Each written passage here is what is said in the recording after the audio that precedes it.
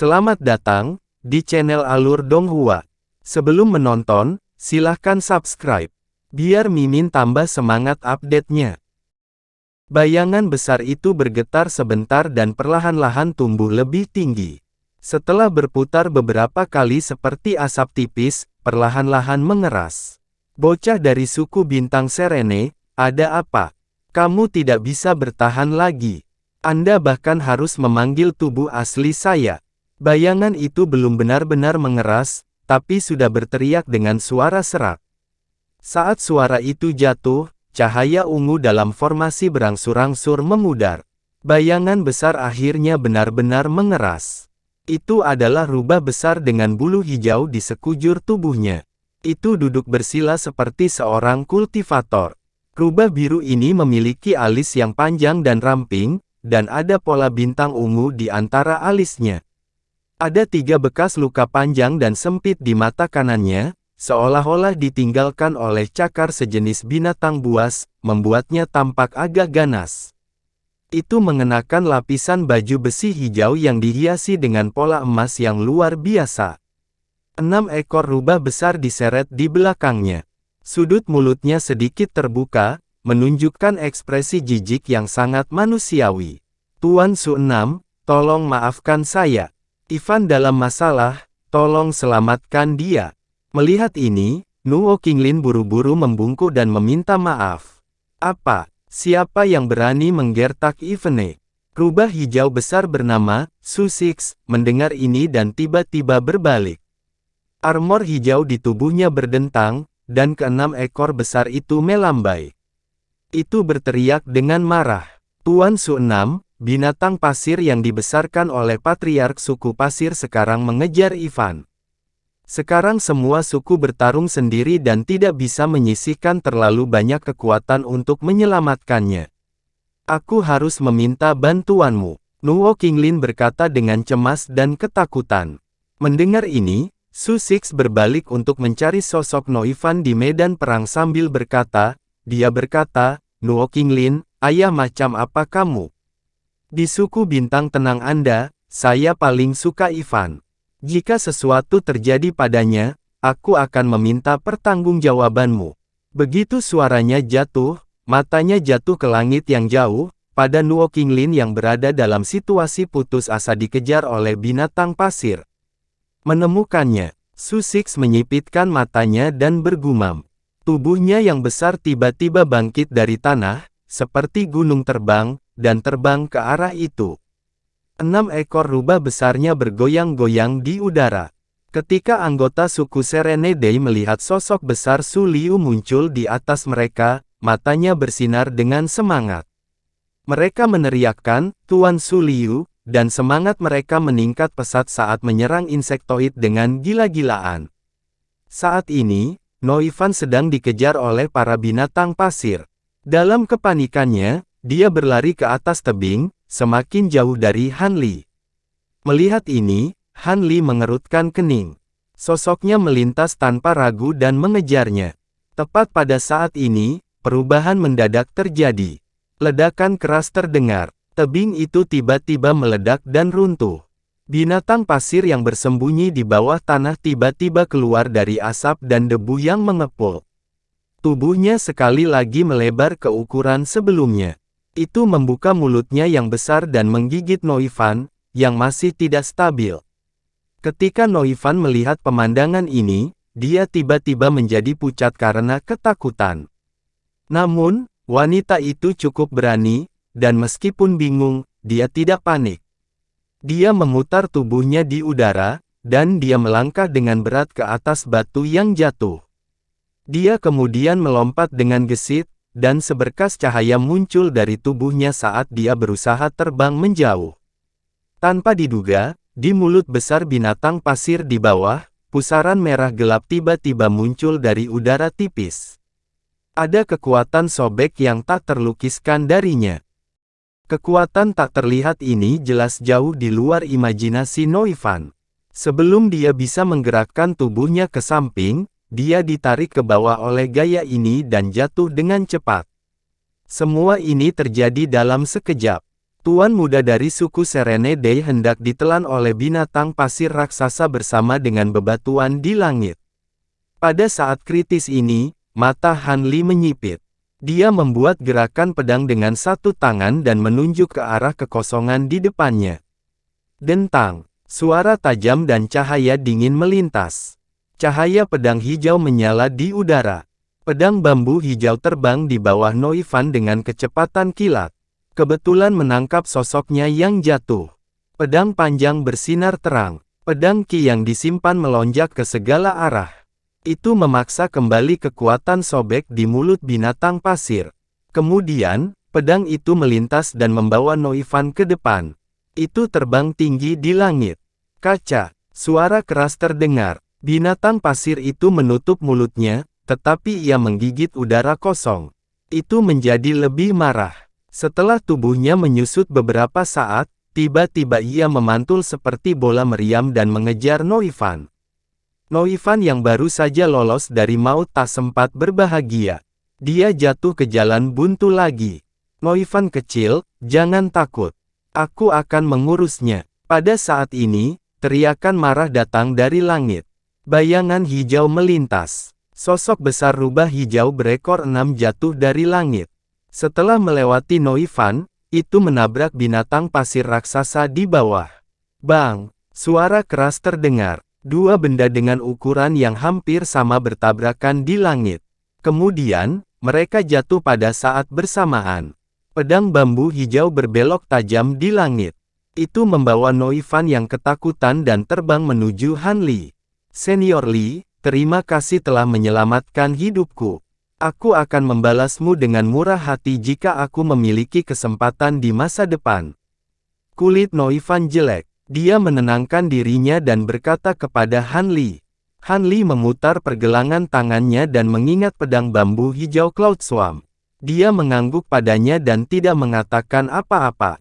Ada raungan keras di kejauhan. Keduanya mengalihkan pandangan mereka dan melihat ke arah binatang pasir.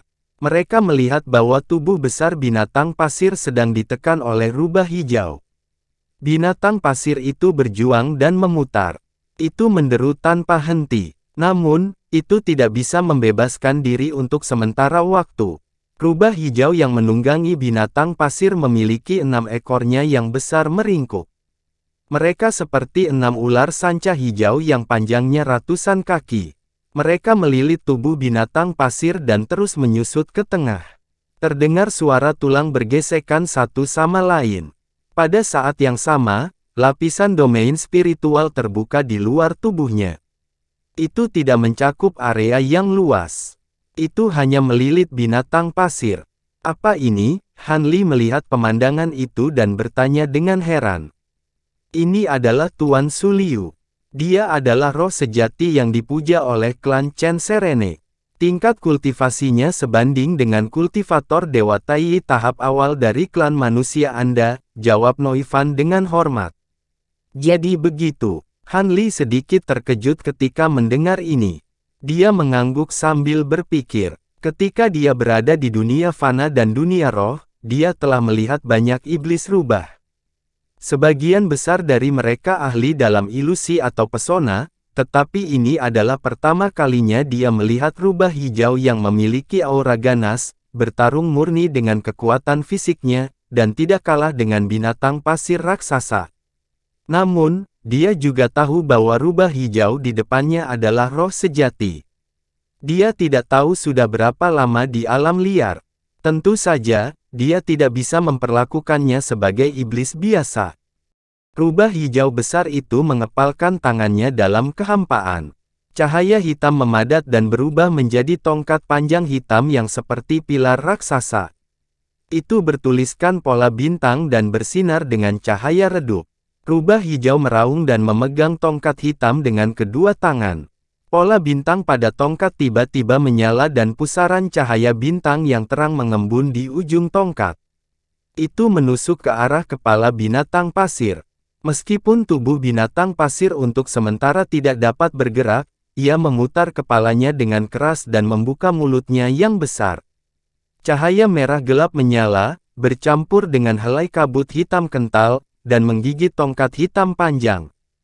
Setengah dari tongkat itu menembus ke dalam mulut binatang pasir, dan pusaran cahaya bintang bertabrakan dengan cahaya merah tua.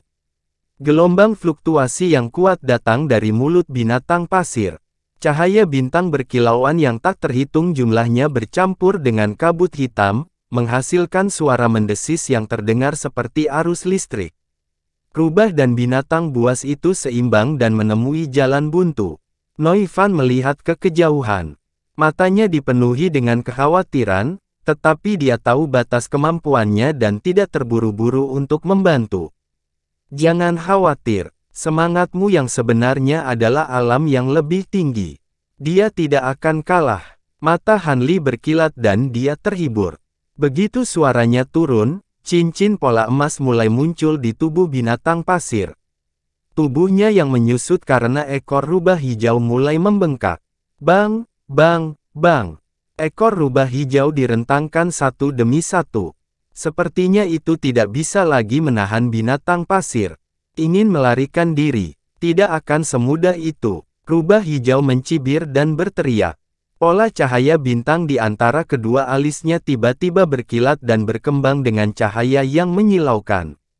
Matanya tiba-tiba berubah menjadi hitam pekat dan memantulkan pemandangan berbintang yang cerah.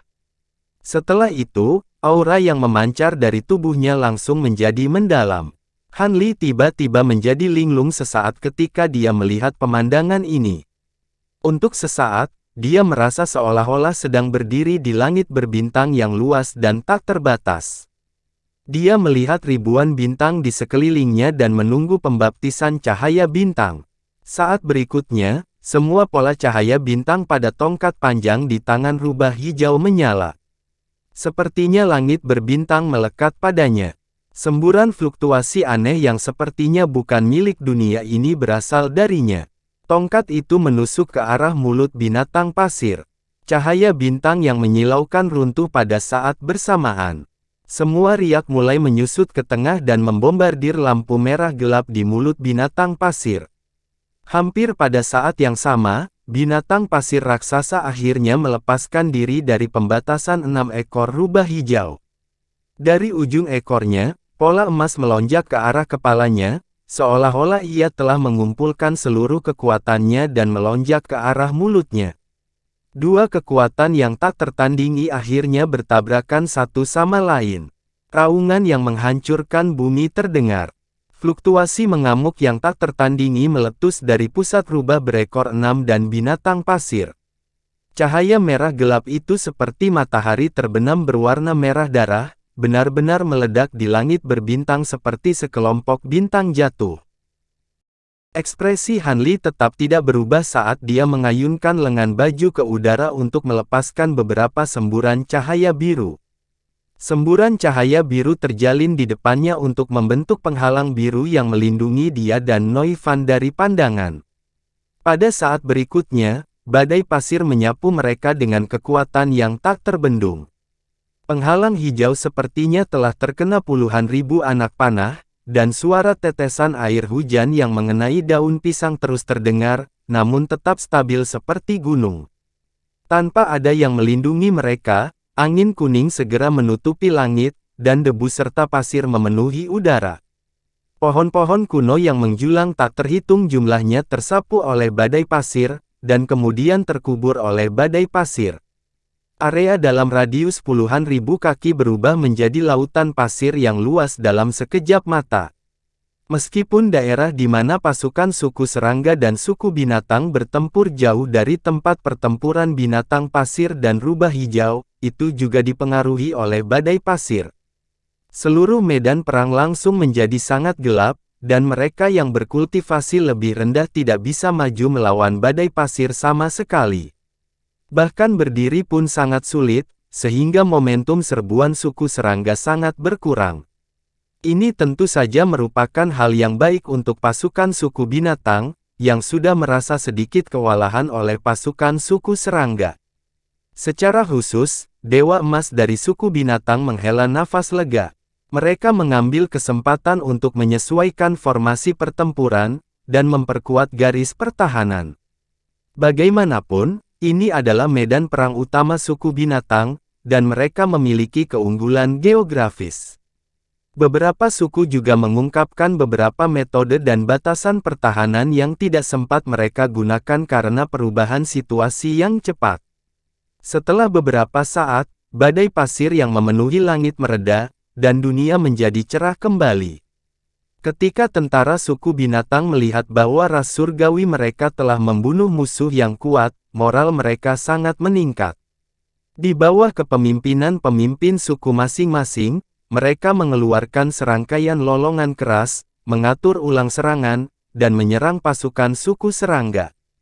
Karena keganasan serangan insektoid, binatang buas itu lengah. Namun, setelah mendapatkan kembali momentumnya, mereka menjadi lebih ganas. Meskipun insektoid sangat kuat, mereka tidak dapat mengalahkan binatang itu dalam waktu singkat.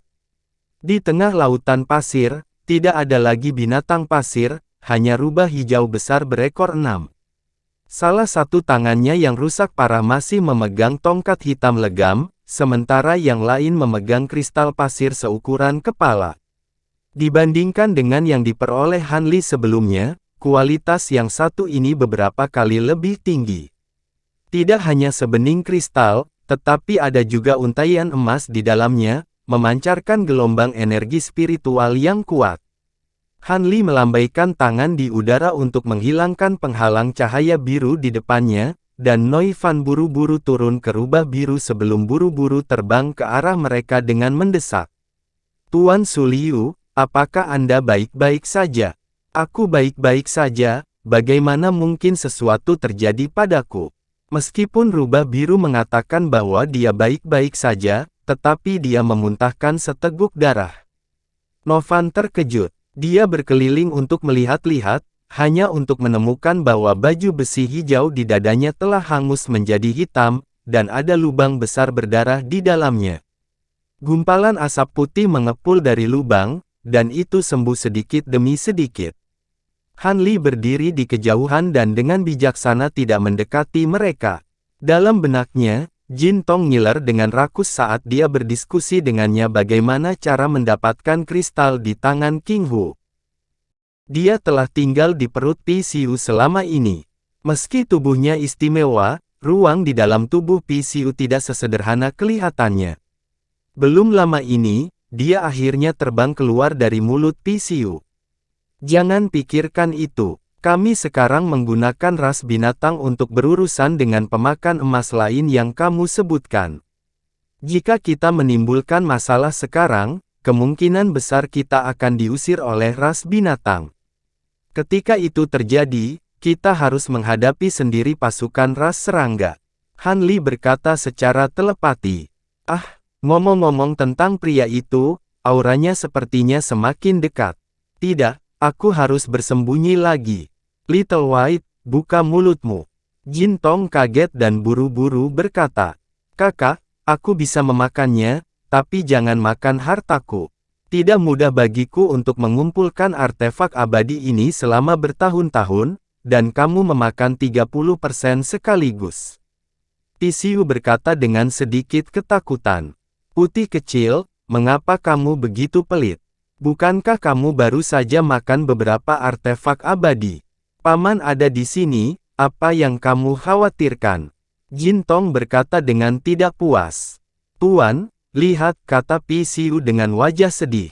Cahaya biru melintas di mata Han Li saat dia mengalihkan pandangannya ke arah tertentu di kejauhan, dan dia berkata, jika kamu bahkan tidak bisa melewati cobaan ini, kamu akan diberi hadiah yang mahal. Jika kamu bahkan tidak bisa melewati ini, maka tidak ada gunanya berbicara tentang masa depan. Janggut penuh dan ekor penuh. Dia tidak terluka, sangat baik. King Hu membungkuk untuk melihat Nuo Yifan dan mengangguk. Ini semua berkat penyelamatan senior Li dan Tuan Su Liu, kata Nuo Yifan. Kamu berbicara tentang bocah manusia itu. King Hu tidak menyingkirkan tongkat hitam itu.